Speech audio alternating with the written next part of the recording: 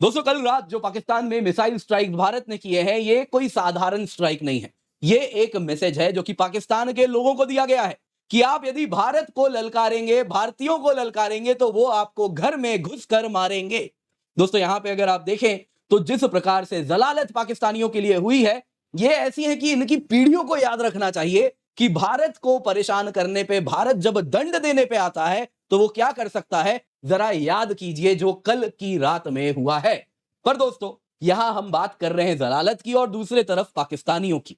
उनके लिए दोस्तों कल जो हुआ है वो कुछ भी नहीं है, साधारण सी बात है। उनके जो पूर्वज हैं वो हैं जो कि 1971 में, आपको याद होगा, 93,000 पाकिस्तानी बांग्लादेश के मुक्ति बाहिनी के सामने कैसे बंदूक रखने से दरकार कर रहे थे कि उनके सामने हमें बंदूक नहीं रखनी क्योंकि वो तो हमारी पतलूनें भी उतार लेंगे। तब उनको भारत की आर्मी ने कहा था कि चलिए हम आपको कहीं ना कहीं एक फौजी को जो इज्जत मिलनी चाहिए वो तो जरूर दिलवा देंगे, और फिर उनको बचा के लाए थे। तो उनसे दोस्तों हम क्या ही जलालत की उम्मीद करें, तो वो तो हेल बेंट है कि अब और जलालत उन्हें देखनी है। दरअसल हुआ यूं है दोस्तों, पाकिस्तान ने ऑथोराइज किया है अपनी फौज को कि आप जाइए, जाके भारत के अंदर स्ट्राइक कीजिए, ऑपरेशन सिंदूर का बदला लीजिए, चीजों को एस्केलेट कीजिए। आप देख सकते हैं पाकिस्तान ने जो ऑथोराइज किया है, ये विदेशी मीडिया भी कवर कर रही है और साथ ही साथ पाकिस्तान की मीडिया और भारत की मीडिया में तो कवर हो ही रहा है, जिसके अंतर्गत क्लियरली कहा जा रहा है, पाकिस्तान की गवर्नमेंट कह रही है कि हमें भारत के अंदर स्ट्राइक करना होगा। अब दोस्तों ऐसा लग रहा है मानो जैसे शहबाज शरीफ यहां मजे ले रहे हैं। देखिए पाकिस्तान आर्मी को ऑथोराइज करने वाले, पहली बात तो यह है कि शहबाज शरीफ है कौन? वो जो पपेट प्राइम मिनिस्टर है, उनको तो ये कभी अधिकार दिया ही नहीं गया है, फिर भी वो मजे ले रहे हैं। वो कह रहे हैं पाक आर्मी को जाओ, जाके पिस के आओ, क्योंकि वो तो अच्छे से जानते हैं जब पाकिस्तानी आर्मी लड़ने पे आती है तो वो सबसे पहले क्या छोड़ के भागते हैं। आपको भी मालूम है, मुझे भी मालूम है और शहबाज शरीफ को भी मालूम है। और वो मल्टी बिलियनर आसिम मुनीर कैसे लड़ेगा, वो भी यही सोच के हंस रहे हैं। अब यहां पे दोस्तों इन सब के बीच में अगर आप देखें तो पाकिस्तान को तो ऑथोराइज कर दिया गया है कि वो हिट करने वाला है, लेकिन फिर बदले में क्या करेगा भारत, वो सोचा है।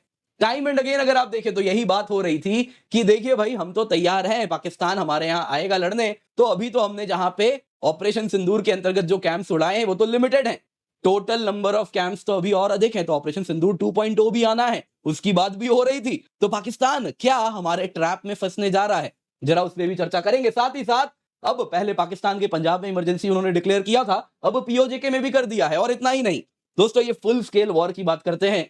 आज के स्कर्मिश के बाद पाकिस्तानी स्टॉक मार्केट ब्लड बात हो गया दोस्तों, उनको बंद करना पड़ गया। उनकी ये हालत हुई है मार्केट की कि 6,500 पॉइंट डाउन।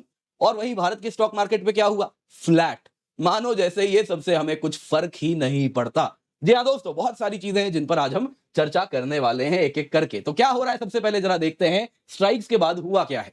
देखिए पाकिस्तान ने इंडियन डिप्लोमेट को समन किया और समन करने के बाद डिमार्च जो दिया गया है वो उन्होंने हैंडओवर किया। बेसिकली एक प्रकार का प्रोटेस्ट नोट है कि जो इंडियन स्ट्राइक्स हुए हैं टेरर कैंप्स पे 9 लोकेशन में, पाकिस्तान ने कहा हम इससे नाराज हैं, हम मुंह फुला के बैठ जाएंगे। भारत ने कहा बैठ जाइए, कोई दिक्कत नहीं है। इसी को कहते हैं दोस्तों डिमार्च इशू करना। तो ये डिमार्च इन्होंने इशू किया। उसके बाद क्या हुआ, पाकिस्तान के इंफॉर्मेशन मिनिस्टर आ गए अताउल्ला तरार, वो बोले कि पाकिस्तान को अधिकार है कि हम इंडिया के स्ट्राइक के खिलाफ रिस्पॉन्ड करेंगे। बाकी लोगों ने कहा रुक जाओ जरा, सब्र करो। फिर पाकिस्तान के डिफेंस मिनिस्टर आए।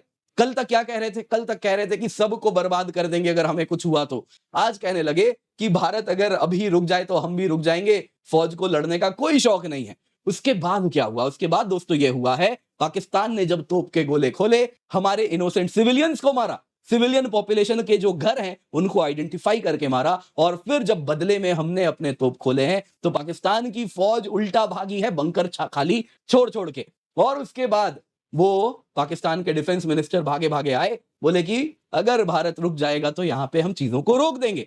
हम देखिए दोस्तों हमेशा से यही कह रहे हैं कि देखिए हम बात को अब और आगे नहीं बढ़ाना चाहते, हम चीजों को यहाँ पे रोकने के लिए हम भी इसी के पक्षधर हैं, हम भी चाहेंगे चीजों को यहीं पर रोकना। लेकिन फिर पाकिस्तान के नाक की बात आ रही है दोस्तों, जो एलओसी में कहा जा रहा है ट्रिपल डिजिट में पाकिस्तानियों को ढेर किया गया है, इस प्रकार से अनऑफिशियल रिपोर्ट्स आ रहे हैं। जब ऑफिशियली आएगा तो आपको बताऊंगा, फिलहाल यही है, अनऑफिशियल रिपोर्ट्स हैं। उसके बाद दोस्तों पाकिस्तान की नेशनल सिक्योरिटी कमेटी की आज हुई है बैठक, जिसमें प्राइम मिनिस्टर शहबाज शरीफ ने कहा कि इंडिया का जो स्ट्राइक है वो अनप्रोवोक्ड है, कावर्डली है, अनलॉफुल एक्ट ऑफ वॉर है। और फिर पाकिस्तान के पीएम ऑफिस ने कहा कि हम ऑथोराइज करते हैं आर्म्ड फोर्सेस जाएं, जाके बदला लेके आए।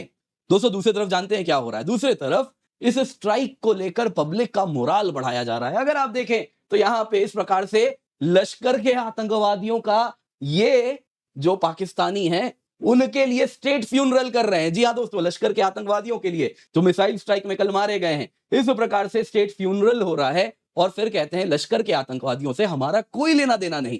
वो लश्कर के आतंकवादी उसी के ऑफशूट ऑर्गेनाइजेशन हमारे यहां टेरर अटैक करते हैं, लेकिन ये पाकिस्तानी बोलते हैं हमारा कोई लेना देना नहीं। लेकिन जब वो ढेर हो रहे हैं तो ये क्या कर रहे हैं, स्टेट फ्यूनरल। और दोस्तों बड़ी तादाद में, संख्या में ढेर सारे ताबूत आ रहे हैं, तो वो सब हमें देखने मिल रहा है। दोस्तों दूसरी तरफ क्या हो रहा है, यहां पे अगर आप देखें तो पाकिस्तान के मंत्री हैं, ये क्या कह रहे हैं कि Pakistan army should hit dams को टारगेट करे, मंदिरों को टारगेट करे रिटेलिएशन में। और इस प्रकार से दोस्तों कहीं ना कहीं पाकिस्तान में लोगों को जबरदस्ती अगर आप देखें तो इसमें इन्वॉल्व करने का प्रयास किया जा रहा है। हालांकि दोस्तों यहां पे अगर आप देखें तो व्हाट एग्जैक्टली ऑथोराइज किया गया है आपको मैं बता देता हूं। पाकिस्तान आर्मी को यही कहा गया कि आपको फ्री हैंड है, आप जाइए जाके रिटेलिएट कीजिए। अब दोस्तों पहले किसने मिलिट्री का हाथ रोक के रखा था, मुझे वो मीम याद आ जाता है ना, जिसमें वो है ना कि पकड़ के रखा है, पकड़ो मत मुझे लड़ने जाना है, पकड़ो मत लड़ने जाना है, छोड़ पकड़ो छोड़ो छोड़ो, और खुद पकड़ के रखा है। फिलहाल दोस्तों पाकिस्तान आर्मी की हालत वैसी ही थी। तो अब शहबाज शरीफ कह रहे नहीं नहीं, जाओ जाके लड़के आओ, इसी दिन के लिए तो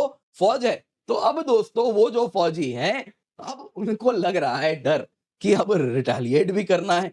ज्यादा रिटेलिएट कर दिए तो फिर भारत जब जवाब देगा तब क्या होगा। 71 का जो डर है वो तो आज भी इनके दिल में है ही। तब तो पाकिस्तान बड़ा भी था, आज तो बड़ा छोटा सा देश है, अंदर से और ज्यादा खोखला हो चुका है। दोस्तों यहाँ पे शरीफ ने कहा पाकिस्तान को अधिकार है रिस्पॉन्ड करने का, फोर्सफुल रिस्पॉन्स हमें देना होगा। दोस्तों पाकिस्तान के शहरों में लेकिन पैनिक है, बैंक्स में लंबी लाइनें लगी हैं, खाना जमा कर रहे हैं लोग। फैसलाबाद, कोट मोमीन, मुल्तान, वहां जब हवा में प्लेन उड़ रहे हैं लोग डरे हुए हैं। कुछ लोग तो यहां तक कह रहे हैं हमारा वॉर ही नहीं है, ये वॉर पाकिस्तानी आर्मी का है। मीडिया में अगर आप देखें तो लोग अब खुल के आसिम मुनीर को गाली दे रहे हैं, कह रहे हैं कि आसिम मुनीर तुमने ये क्या किया, हमारा तो कोई लेना देना ही नहीं था, जबरदस्ती का तुमने भारत को इन्वॉल्व करवा दिया इस बुरे हाल में। दोस्तों ऑलरेडी अगर आप देखें तो मुल्तान तक में हॉस्पिटल्स में इमरजेंसी मेजर्स डिक्लेयर किए हैं। पाकिस्तान में एयर स्पेस अगर आप देख सकते हैं पैनिक है, प्लेन्स खाली है, गिन के 1 2 3 4 6 प्लेन्स आपको देखने मिल रहे हैं, बाकी जो है वो भी भागने की फिराक में है। दोस्तों इस बीच में क्या हुआ है, भारत ने नो टाइम इशू किया है। यहां पे अगर आप देखें तो आपको याद होगा इतने इलाके में वॉर एक्सरसाइज था, अब इतने पूरे इलाके में एयर ट्रैफिक रूट भारत ने कह दिया है ये अवेलेबल नहीं रहने वाला। समुद्र तक आप देख सकते हैं इंटरनेशनल रूट्स भी हमने कह दिया ये अवेलेबल नहीं रहने वाला है। यानी कि हम यहां पे ऑलरेडी लाहौर से लेके अरेबियन सी तक कहीं ना कहीं कुछ जरूर देख रहे हैं जो हमें लग रहा है होने वाला है। दोस्तों यहाँ पे ग्लोबल मैसेजिंग क्या हो रही है, देखिए अब तक अगर आप देखें तो डॉक्टर जयशंकर पूरी मैसेजिंग का भागदौड़ संभाल रहे थे। अब दोस्तों यहाँ पे अजीत डोभाल साहब भी आ गए हैं। एनएसए अजीत डोभाल साहब ने ऑलरेडी 8 देशों के रिप्रेजेंटेटिव से बात की, उनके देशों के एनएसए से बात की, जिसमें सारे के सारे P5 कंट्रीज के एनएसए थे, US, France, UK, Russia, China. Arab world से सऊदी अरेबिया, यूएई, उनके एनएसए से बात हुई। जापान हमारा क्लोज पार्टनर है, उनके एनएसए से बात हुई। सबको हमने यही कहा देखिए हम नहीं चाहते एस्केलेट करना, हमें जो करना था हमने कर दिया, अब और हम कुछ नहीं करना चाहते, लेकिन हम वेल प्रिपेयर्ड हैं। पाकिस्तान यदि रिटेलिएट करेगा तो हम तो तैयार बैठे हैं, अगर वो एस्केलेट करता है तो रिजोल्यूटली उसको जवाब दिया जाएगा। तो ये हमारा क्लियर मैसेज है कि पाकिस्तान यदि एस्केलेट करेगा तो जवाब तो मिलेगा। दोस्तों यहां पे तुर्की आ गया। तुर्की ने क्या कहा, वो देखिए पाकिस्तान और इंडिया में आके क्या हो रहा है बोलने आ गया।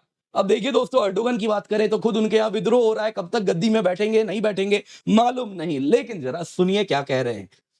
तुर्की कह रहा है कि देखिए जो अटैक हुआ है, इंडिया ने जो कैरी आउट किया है, इससे रिस्क बढ़ गया है ऑल आउट वॉर का। हम इस प्रकार के प्रोवोकेटिव स्टेप्स के खिलाफ हैं।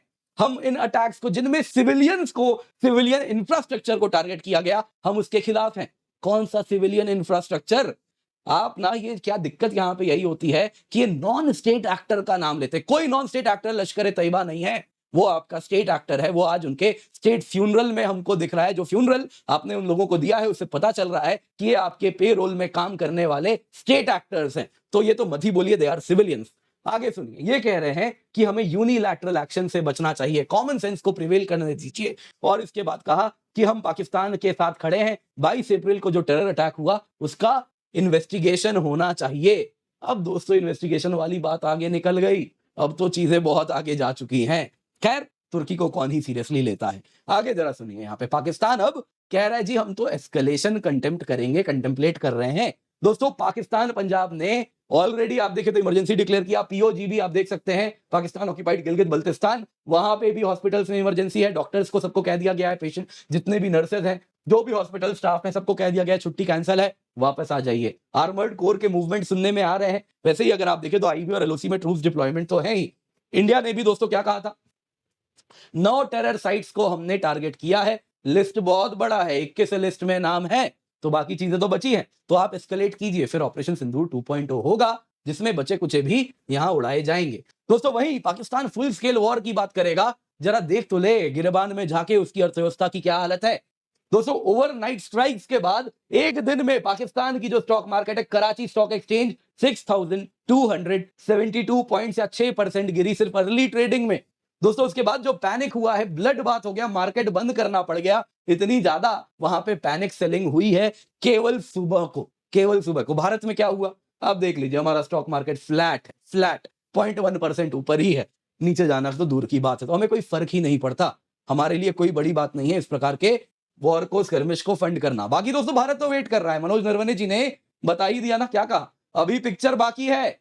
आज सुबह सुबह जब अटैक हुआ ये तो बस झांकी है, ट्रेलर देख रहे हो, पिक्चर अभी बाकी है मेरे दोस्त। तो यहां पे फुल स्केल वॉर अगर पाकिस्तान सोच रहा है तो ब्रूटली हैमर किया जाएगा, 2 बार उसे सोचना चाहिए।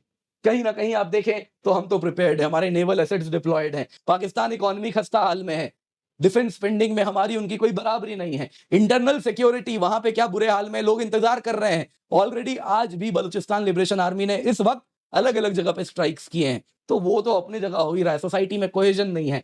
दोस्तों 2 बार पाकिस्तान को सोचना चाहिए, लेकिन जैसा मैंने आपको बताया, ये जो जज्बे वाली कौम, खुद को क्या बोलते हैं, जज्बे वाली फौज, ये जो जज्बे वाली फौज है, इनके बारे में हम क्या ही कहें, है ना। इनको जो इनके बेंचमार्क्स हैं बेइज्जती के, वो बहुत ऊपर हैं। उनके लिए 1971 के लेवल पे जब तक बेइज्जती नहीं होती तब तक उनको मजा नहीं आता है, तब तक लगता है अभी क्या हुआ, हमारे पूर्वजों ने तो और भी बहुत कुछ देखा है। तो ठीक है, वो अगर शौक है तो वो भी पूरा जरूर हो जाएगा।